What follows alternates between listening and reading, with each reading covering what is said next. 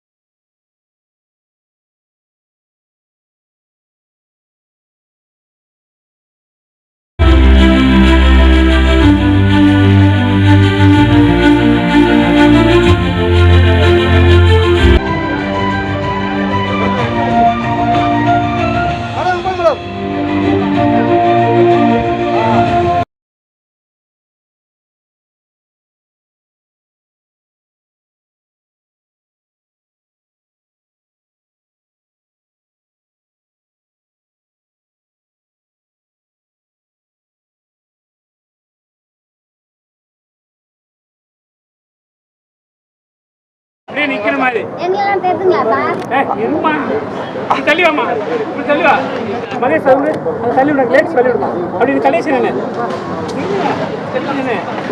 Sir ready கொஞ்சம் ஒவ்வொருவருக்கும் நல்லதொரு வழிகாட்டியாக விளங்குகிறது.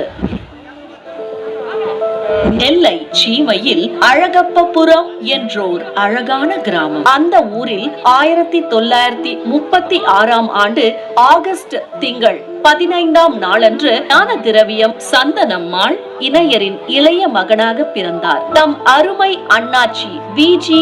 பன்னீர்தாஸ் அவர்களது அரவணைப்பால் ஆளானார். பன்னீர்தாஸ் அண்ணாச்சியிடமிருந்து கற்றுக்கொண்ட நற்பண்புகள் இவருக்கு கை கொடுத்தன. அன்புள்ளங்கொண்டு அனைவரிடமும் இனிமையாக பழகி வரத் தொடங்கினார். இன்று வரை அதில் எவ்வித மாற்றமும் இல்லை. தன்னம்பிக்கை, விடாமுயற்சி, கடும் உழைப்பு இவற்றின் அறிகுறிகளாக தென்பட்டார். குடும்ப வருவாய்க்கு பொருளீட்டுவதற்காக அண்ணாச்சியின் அருமை தந்தையாராம் ஞான திரவியம் மலேசியாவுக்கு சென்றுவிட வருமானமின்றி வறுமையில் குடும்பம் தத்தளித்தது. தாயார் சந்தனம்மாள் அரும்பாடுபட்டு தமது 2 மகன்களான